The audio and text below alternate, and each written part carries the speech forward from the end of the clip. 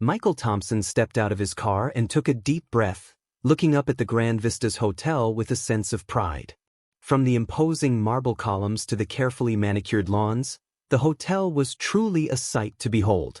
After years of hard work and dedication, owning a hotel of this caliber was a dream come true for him. Yet, Michael had not come here today to be celebrated as the new owner. Instead, he came in secret, choosing to see the hotel through the eyes of an ordinary guest.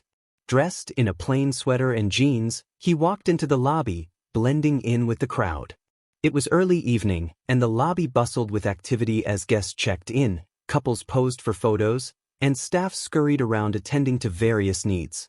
At the front desk stood Ethan Green, a man in his early 50s with a strong, no-nonsense demeanor. Ethan had been with the hotel for over 20 years, and his extensive experience had earned him a senior position. But as Michael approached, he noticed a flash of disdain in Ethan's eyes. "Excuse me, I'd like to check in," Michael said, trying to keep his tone friendly. Ethan looked him up and down, a hint of a sneer playing on his lips. "Are you sure you're in the right place?" he asked, barely concealing his condescension. Michael kept his composure, offering a small smile. "Yes, I believe I am." After a short pause, Ethan reluctantly signaled to a younger receptionist to assist Michael. As he checked in, Michael overheard Ethan muttering to a nearby bellhop, "They let anyone in here these days." Michael pretended not to notice. He had been on the receiving end of this kind of prejudice before, and he wasn't here to argue. But inside, he made a note of it. He wanted to see how deep this attitude ran. The next morning, Michael decided to explore the hotel.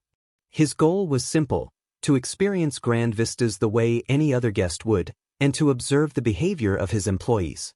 As he walked around, he saw different staff members interacting with guests.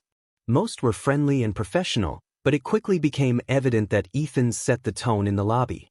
His presence seemed to intimidate the younger employees, who responded to him with a nervous energy, constantly worried they might step out of line. Michael noticed Ethan's selective warmth, his preferential treatment for guests who appeared wealthy or prominent. When a well-dressed elderly woman asked for assistance with her luggage, Ethan rushed to help her personally, offering compliments and insisting she take advantage of the hotel's complimentary services. But when a young couple in casual attire asked for directions to the pool, Ethan barely gave them a second glance, dismissing them with a curt, "Down the hall." Later in the day, Michael watched as Ethan berated a housekeeper for a small oversight, barking orders and pointing out the unacceptable state of a room. The housekeeper, a middle-aged woman named Rosa, nodded submissively, her face flushed with embarrassment. Michael could see that Ethan's words stung, but Rosa dared not speak up. As he continued observing, Michael's heart grew heavy. This wasn't just about him anymore. Ethan's behavior was creating a toxic environment, and it was affecting both the guests and the employees. During his stay, Michael found himself interacting more with Daniel, the young bellhop who had kindly helped him with his bags. Daniel was in his early 20s, with a warm smile and a genuine eagerness to assist. Unlike Ethan, Daniel treated every guest with respect, regardless of their appearance or background. One afternoon, Michael struck up a conversation with Daniel in the hotel lounge. "How long have you been working here, Daniel?" he asked. "About 2 years, sir," Daniel replied, his face lighting up. "It's a great place to work, mostly. I've learned a lot." Michael nodded, sensing a but coming. "Mostly?" he prompted gently. Daniel hesitated, glancing around to make sure no one overheard. "Well, to be honest, some of the senior staff aren't very fair. Ethan in particular. He's been here a long time, and he's good at his job, but he doesn't treat everyone equally." Michael encouraged Daniel to continue, sensing that the young man had more to say. "Sometimes, I feel like he's judging people based on things that don't matter," Daniel admitted, lowering his voice. "He treats people differently depending on how they look or where they're from." Michael appreciated Daniel's honesty. Here was an employee who truly understood what hospitality meant. "Thank you for sharing that with me, Daniel. I can see you care about this place and the people in it." Daniel nodded earnestly. "I just want everyone to feel welcome here, sir. That's what a hotel should be." Michael couldn't agree more. He made a mental note to keep an eye on Daniel's progress. If there was one person he wanted to see rise in the hotel, it was this young man. The tension between Michael and Ethan reached a boiling point later that week. Michael had requested a dinner reservation at the hotel's exclusive restaurant. As he waited in the lobby that evening, dressed in a simple but well-fitting suit, he noticed Ethan watching him from across the room. As Michael approached the restaurant, Ethan intercepted him. "I'm sorry, sir, but we're fully booked tonight," he said coldly. "I made a reservation earlier," Michael replied calmly. Ethan raised an eyebrow, smirking. "I don't see your name on the list." Michael could tell that Ethan was intentionally giving him a hard time. He chose to remain calm, but before he could respond, a guest nearby, a wealthy-looking man in a designer suit, approached Ethan and requested a table for two. Ethan's demeanor changed instantly, and with a wide smile, he said, "Right this way, sir. We'll make sure you're taken care of." Michael clenched his jaw but held his composure. He decided to dine elsewhere that night, but he knew he couldn't let this go. It was time for Ethan to understand that his behavior had consequences. The next morning, Michael dressed in his best suit and walked confidently into the lobby. He spotted Ethan at the front desk, directing the staff with his usual air of superiority. Taking a deep breath, Michael approached him. "Mr. Green," he said in a firm tone. "I think it's time we had a talk." Ethan turned to him, a dismissive look in his eyes. "I'm busy. If you need assistance, you can speak to one of the junior staff members." Michael took a step closer, his gaze unyielding. "I think you'll want to hear what I have to say." Ethan sighed, reluctantly stepping aside. "Fine, what is it?" Michael took a deep breath and delivered the news that would change the course of the hotel's future. "I am Michael Thompson, the new owner of Grand Vistas Hotel.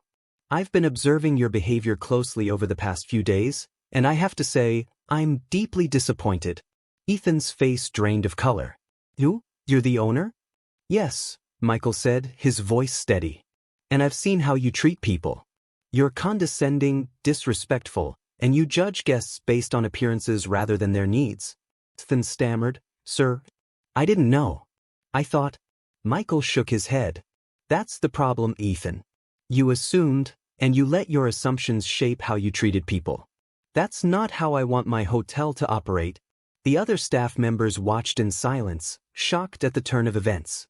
Some were relieved, having endured Ethan's harsh demeanor for years. Others exchanged nervous glances, wondering what would happen next. "I'm giving you a choice, Ethan," Michael continued, his voice firm.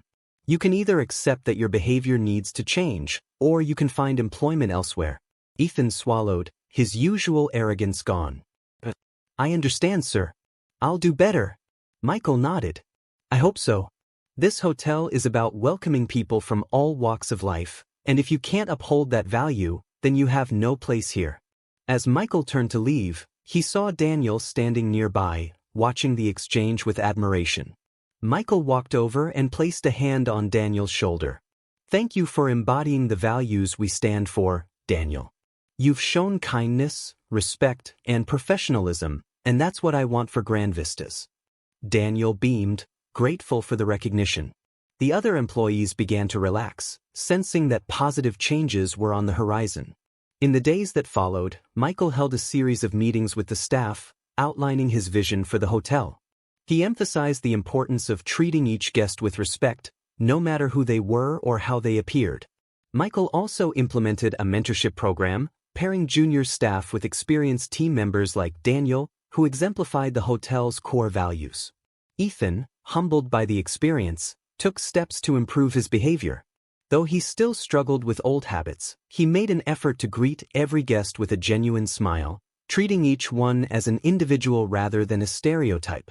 Daniel was promoted to assistant concierge, a reward for his dedication and professionalism. With Michael's guidance, he took on more responsibilities, becoming a role model for the other young employees. As Michael prepared to leave the hotel, he felt a deep sense of satisfaction. He had achieved more than just a successful business venture. He had created a space where everyone, from guests to staff, felt valued and respected. Grand Vistas Hotel became known not only for its luxurious accommodations but also for its warm, inclusive atmosphere. Guests from all backgrounds praised the exceptional service and the genuine kindness of the staff. And as word spread, the hotel flourished, attracting visitors from all around the world who came not just for the elegance, but for the feeling of belonging.